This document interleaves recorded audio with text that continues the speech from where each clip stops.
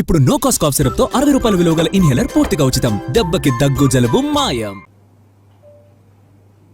నువ్వు మానేసి ఇప్పుడు తమ్ముళ్ళు ఇప్పుడు వచ్చే రైతులు మా కాస్త తమ్ముళ్ళు అంటే ఉడుపులు వేసుకో ఇది చేసుకోవడం చేయడం వేసే దమ్ములు వేసుకోవడం ఇవ్వాల్సిన యూరియా ఇవ్వట్లేదు నువ్వు ఆ పంటలు పండించుకోవడం నువ్వేం చెప్తావు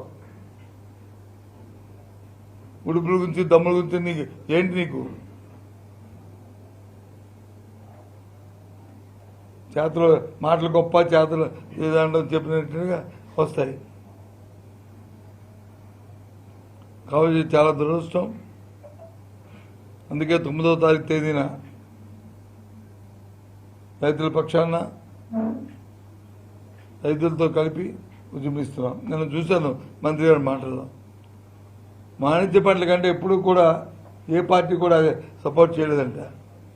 మీరే పత్రికా సోదరులు మీరు ఇవాళ ఇవాళ ఉద్యోగంలోకి వచ్చిన సోదరులు కాదు, ఈ వృత్తిలోకి వచ్చిన వాళ్ళు కాదు. మీరు ఎప్పటి నుంచో 10, 20, 30 సంవత్సరాల నుంచి మీరు వచ్చి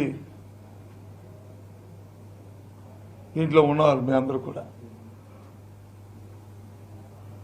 గత ప్రభుత్వంలో కానీ ఏ పంటకైనా సరే ఏ పంట అయినా సరే గిట్టుబాటు ధర లేక ఇబ్బంది పడుతున్న నేపథ్యాన్ని వస్తే ఎప్పుడే ఒక క్షణంలో 2-3 రోజుల్లో ఆ సమస్య పరిష్కారం చేస్తాం. ఏ సమస్య అయినా సరే ఈవెన్ కోవిడ్ లాంటి సమస్య వస్తే ఐటీ పండుగ వచ్చే ఇబ్బంది వస్తే తీసుకుపోయి ఎగిరిచి వెస్ట్ బెంగాల్ అటు పంపించి అక్కడ అమ్మించి వాటికి వచ్చి ఆ రైతులను ఆదుకున్నాం. గుంటూరులో ఉన్న పొగాకు రైతులను ఆదుకున్నాం. మిరప రైతుల్ని ఆదుకున్నాం.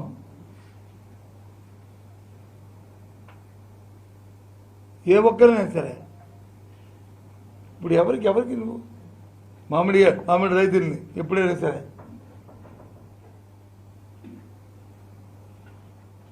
అసలు పట్టట్లేదే. తిరిగి పైపించు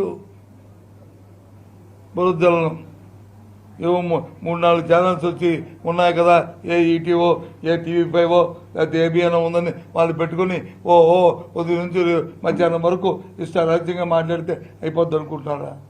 కాదు కదా. వాస్తవాలు అనుభవిస్తూ తెలుసు కదా, బాధలు పడుతున్న విషయం తెలుసు కదా. ఆఖరి ఉండలేక మీ హృదయాలు కూడా దమించి ఫైనల్గా మీరే చెప్తున్నారు కదా, అదే టీవీలు చెప్తున్నాయి కదా. ఆఖరిలో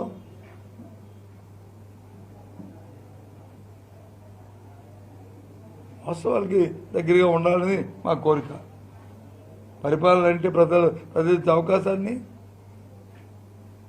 చెప్పిన మాట నెరవేర్చాలి అనేది మా పార్టీ సిద్ధాంతం. అందుకే మేము వచ్చి ఈ డిమాండ్ చేస్తున్నాం.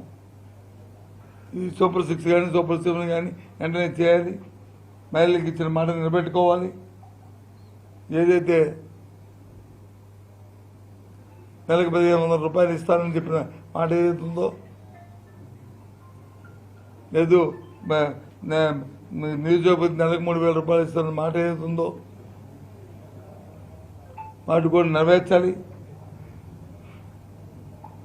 చేయవలసిన ఆవశ్యకత ఉందని చెప్పి మేము డిమాండ్ చేస్తున్నాం.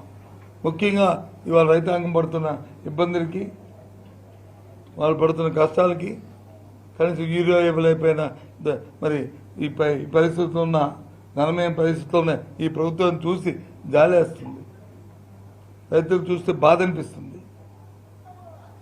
తిరిగి మాటలు మాత్రం ఎక్కువ మాటల్ని మాట్లాడుతున్నారు.